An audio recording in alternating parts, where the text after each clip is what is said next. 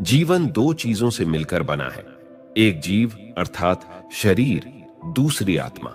इसलिए केवल आत्मा से भी जीवन नहीं है और ना ही केवल शरीर से जीवन है। जिस प्रकार शरीर को 5 तत्वों की आवश्यकता होती है, उसी प्रकार शरीर के अंदर जो चैतन्य शक्ति आत्मा है, उसे जीवन जीने के लिए 7 गुणों की आवश्यकता होती है। इसलिए आत्मा को सतो गुणी भी कहा जाता है। आत्मा की चैतन्यता की अभिव्यक्ति इन्हीं 7 गुणों के माध्यम से होती है, जो जीवन को अर्थपूर्ण बनाती है।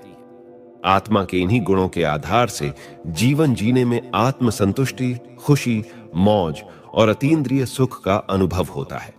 ये 7 गुण है ज्ञान, पवित्रता, प्रेम, शांति, सुख, आनंद और शक्ति। ये 7 गुण जिस किसी के पास भी होता है, वह पूर्ण रूप से योगी बन जाता है, जिसे वो परम आनंद की अनुभूति होती है, जो एक साधारण मनुष्य अनुभव नहीं कर सकता। तो आइए आज के इस प्रस्तुति में आत्मा के इन सभी गुणों को अच्छी तरह से जानें और अपने जीवन में धारण करें। इन सारे गुणों के बारे में जानने से पहले मैं आपको एक छोटी सी कहानी सुनाता हूं। ध्यान से सुनिएगा, इससे आपको इन 7 गुणों का महत्व अच्छी तरह से समझ आ जाएगा। एक बार एक व्यक्ति भारत से अफ्रीका गया और अपने एक मित्र के पास जाकर ठहरा। वह मित्र काफी संपन्न था। उसके पास काफी जमीन थी, जिसमें एक बहुत बड़ा आलीशान घर बना रखा था। एक बड़ा सा फार्म हाउस भी था, जिसमें उसने कई प्रकार के जानवर पाल रखे थे।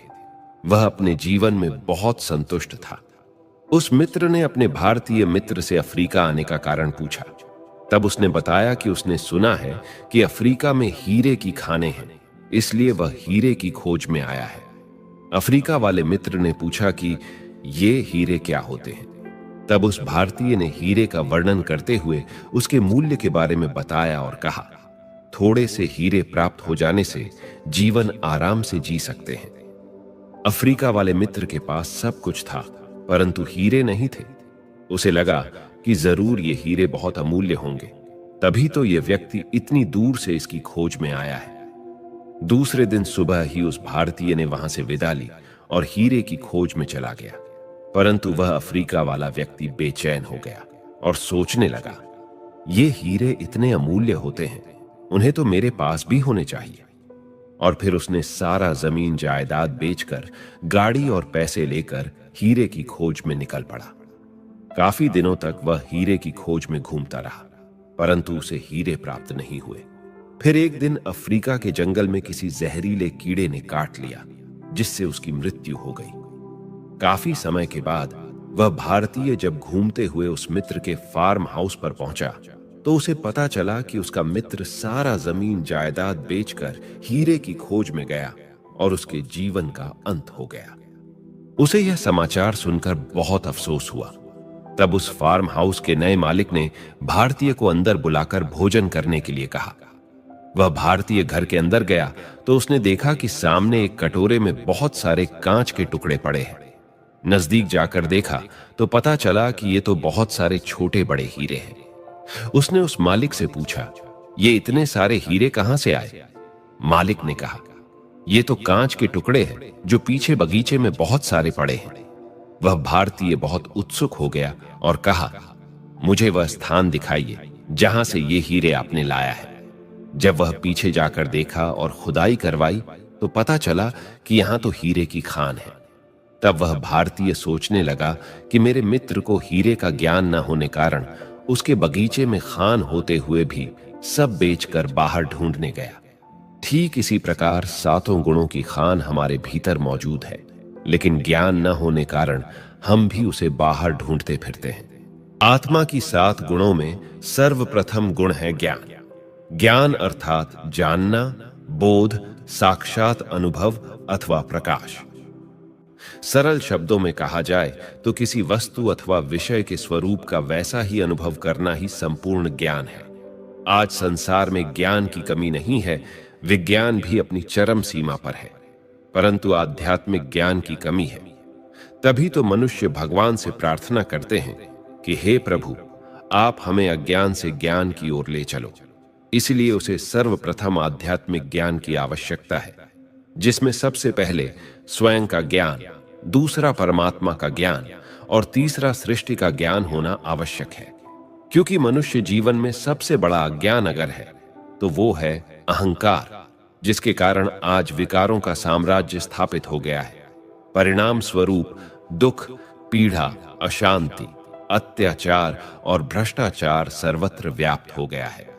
अतः मनुष्य को आध्यात्मिक ज्ञान का होना बहुत जरूरी है, क्योंकि सत्य ज्ञान ही वह रोशनी है जिससे अज्ञान रूपी अंधकार का नाश होता है। वास्तव में ज्ञान सारे गुणों और शक्तियों का स्रोत होता है, क्योंकि ज्ञान के ही द्वारा हमें अपनी बुद्धि को विस्तार करने का असीमित अवसर प्राप्त होता है। इसी तरह आध्यात्मिक जगत में ज्ञान के द्वारा ही आत्मिक गुणों और शक्तियों का विकास होता है, जिससे आत्मा को अपने स्वरूप और मानव जीवन के श्रेष्ठतम लक्ष्य की पहचान मिलती है। आत्मा की 7 गुणों में दूसरा गुण है पवित्रता। पवित्रता अर्थात मन, विचार, व्यवहार और भावनाओं में शुद्धता। पवित्रता को सुख शांति की जननी भी कहा जाता है।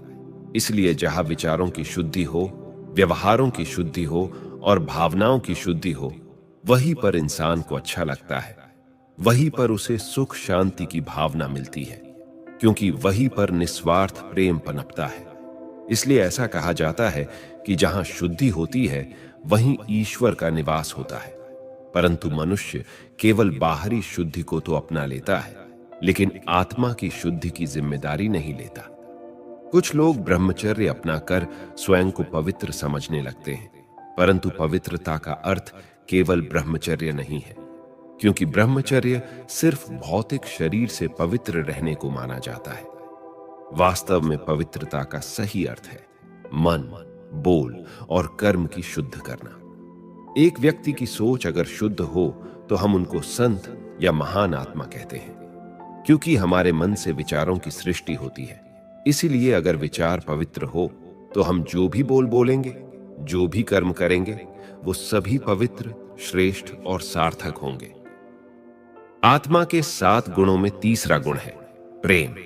आज संसार में हर व्यक्ति प्रेम चाहता है, चाहे बच्चा हो या बूढ़ा, पति हो या पत्नी, क्योंकि जब कोई प्रेम से व्यवहार करता है तो सबको अच्छा लगता है।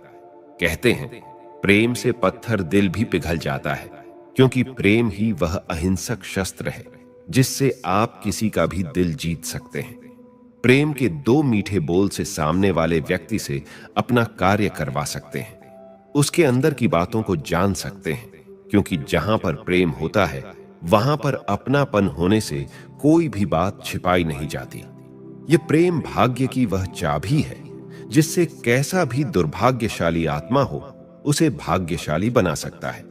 प्रेम आत्मा का प्राकृतिक स्वभाव है, इसलिए परमात्मा और सभी आत्माओं के प्रति निस्वार्थ प्रेम को ही शर्त रहित प्रेम कहते हैं। आज हम उनको प्रेम करते हैं जो हमें आकर्षित करते हैं अथवा हमारे जैसे हैं, क्योंकि जब हम यह शरीर और उसके धर्म, जाति, वर्ण को भूलकर स्वयं को और दूसरों को एक आत्मा समझेंगे तो यह देखेंगे कि सारे एक जैसे और अनोखे हैं। एक आत्मा शरीर के बगैर किसी दूसरी आत्मा को चोट नहीं पहुंचा सकती। जब आत्मानुभूति हासिल हो जाती है तो हम सारे जीवित प्राणियों से जुड़ जाते हैं और संसार को एक परिवार जैसा मानने लगते हैं। लेकिन विडंबना यह है कि आज इस संसार में निस्वार्थ एवं शुद्ध प्रेम नहीं मिल पाता। इसलिए संबंधों में दरार उत्पन्न हो जाती है, जिससे मनुष्य तनाव में रहने लगते हैं। आज हर मनुष्य निस्वार्थ एवं शुद्ध प्रेम चाहता है, परंतु ऐसा निस्वार्थ प्रेम तो आध्यात्मिक समझ और पवित्रता के आधार पर ही मिल सकता है, क्योंकि जहां भावनाओं में, विचारों में, व्यवहार में अहंकार, स्वार्थ और अशुद्धि है, वहां संबंधों में कभी भी प्रेम पनप नहीं सकता। इसलिए आज परिवारों में स्वार्थ बहुत अधिक है और निस्वार्थ प्रेम बहुत कम है। अतः प्रत्येक मनुष्य को निस्वार्थ और शुद्ध प्रेम ही करना चाहिए, क्योंकि जहां प्रेम है वहीं जीवन जीने का सच्चा आनंद है। आत्मा के 7 गुणों में चौथा गुण है शांति। शांति आत्मा के गले का हार है, स्वधर्म है और सर्व सद्गुणों का राजा है। इसलिए जहां पर आपसी समझ अर्थात ज्ञान है, पवित्र भावनाएं हैं, प्रेम है, वहां व्यक्ति शांति और सहज अनुभव करता है।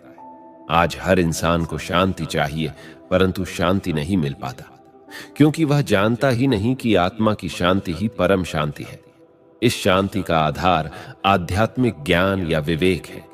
अतः मन में पवित्र विचार एवं भावनाएं तथा शुद्ध व्यवहार और आपसी संबंधों में निस्वार्थ प्रेम से ही शांति की स्थापना होती है। योग शिक्षा के अनुसार आत्मा का वास्तविक स्वरूप परम शांति है। जब कोई व्यक्ति अपने वास्तविक स्वरूप को महसूस कर सकता है, तो उसे सर्वोच्च शांति की स्थिति में अस्तित्व का अनुभव करने का अवसर मिलता है। परम शांति को परम सुख की स्थिति से भी बेहतर कहा जाता है, क्योंकि लोग परम सुख से थक जाएंगे, लेकिन वे परम शांति से कभी नहीं थक सकते। आत्मा के 7 गुणों में 5वां गुण है सुख। आज मनुष्य सुख को यथार्थ रूप में समझ नहीं पाया है। वह सुख को बाहरी भौतिक साधनों में ही ढूंढता फिर रहा है। इस कारण वह सर्व सुख सुविधाओं के बीच होते हुए भी जीवन में सुख का अनुभव नहीं करता। किसी सुखद शैया पर सोने पर भी चैन की नींद नहीं ले पाता। दुनिया में सच्चे सुख के लिए